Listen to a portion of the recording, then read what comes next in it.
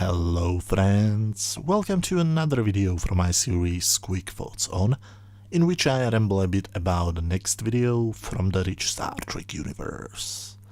3 decades ago, a new episode of Star Trek The Next Generation was aired, called Hide and Q, and these are my opinions about it.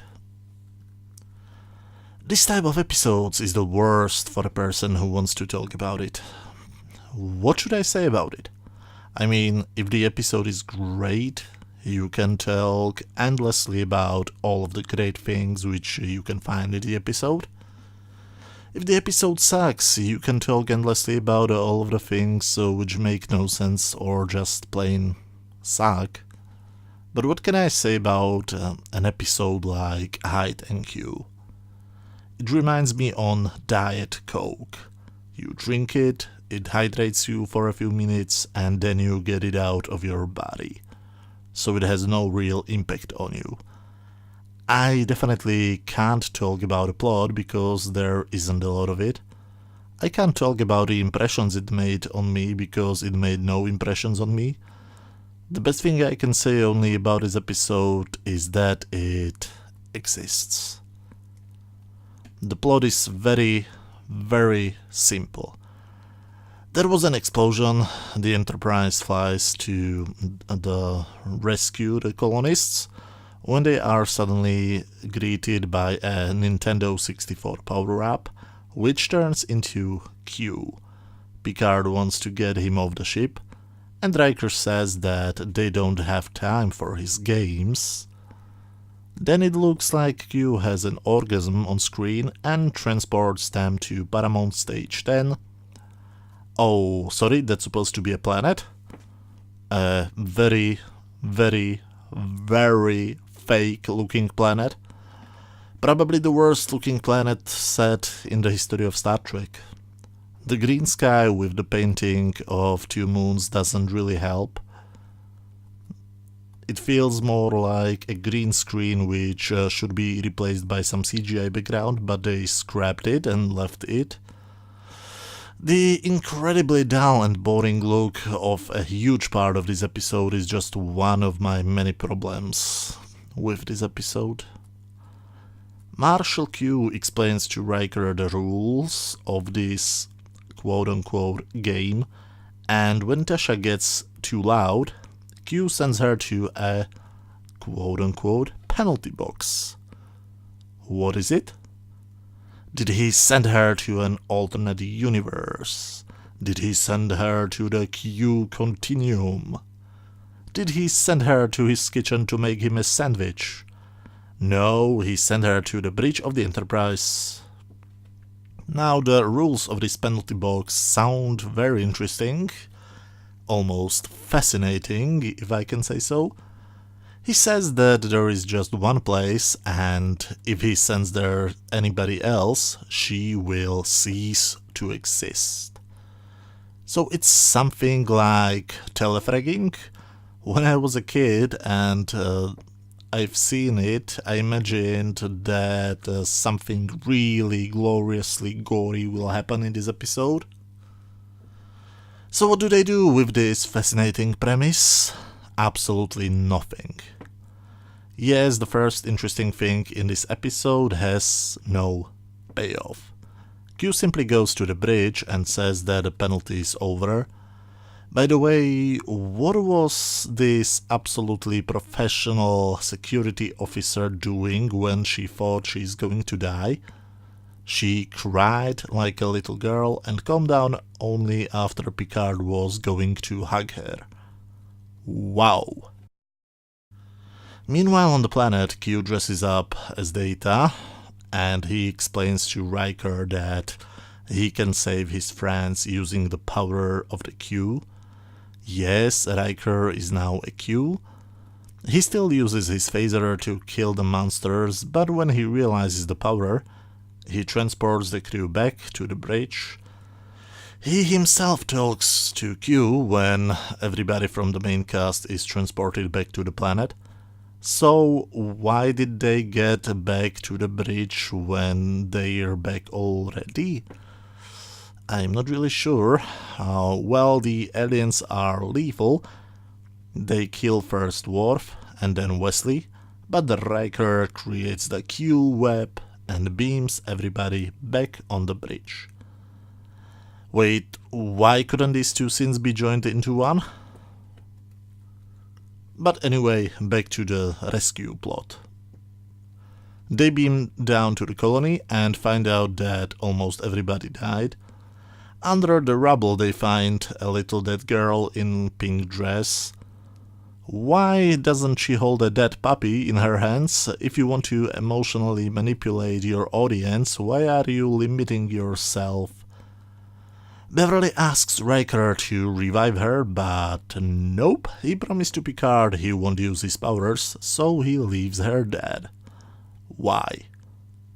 I'm sorry, this should be the correct decision, right? Because I think that this is a very, very bad decision. But apparently I am wrong. Riker isn't happy and Q is back, this time as a monk. Riker tries to bribe everybody for some reason. He turns Wesley into an adult, gives Geordi real eyes, and gives Worf a female partner. But nobody wants their gifts, so they apparently give Riker a moral lesson, I think. Q leaves the Enterprise, Riker loses his power, the story ends. And I don't know what I should be feeling. There is a thing which Gene Roddenberry used to ask his writers. What is this story about? And to be honest, I don't know what is this story about.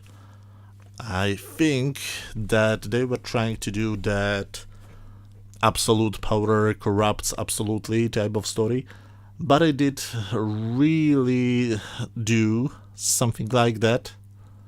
I mean, Riker has done nothing wrong, at least in my opinion, and he is treated like a criminal by his friends. Like he has done something wrong or he went power crazy. So what exactly did he do? I mean, I was expecting to see that we will see Riker slowly being corrupted by his new power, but nothing like that really happens in this episode.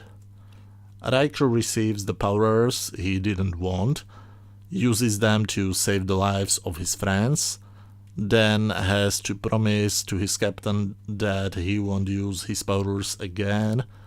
Then he lets a little girl die, which is the only really bad thing he does, at least again in my opinion, but apparently that is the correct thing to do.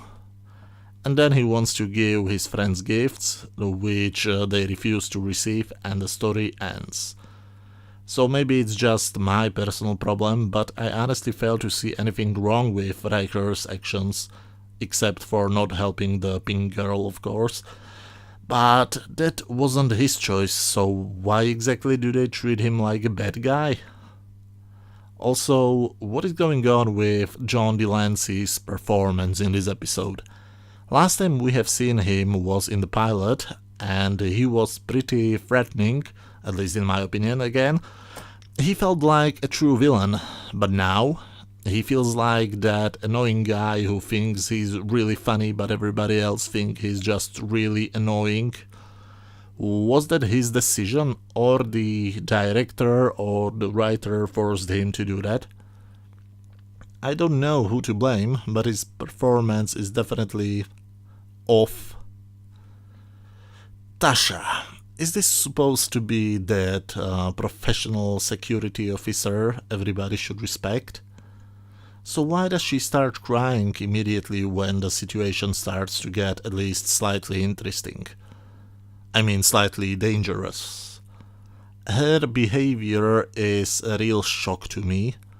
Can you imagine a situation in which a criminal tells a police officer, "Don't move or I'll shoot you," and the cop starts crying? I am really sorry, but I'm trying to find anything about this episode. It's not even bad. If it was bad, I would know what to say, but this episode just exists.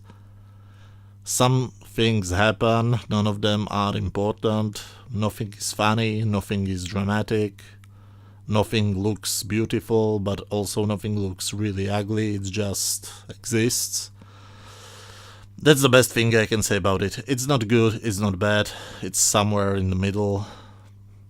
So, on my scale from 0 to 10, where 0 is absolute garbage, 10 is a masterpiece, and 5 is just average, I would give this episode 4 out of 10.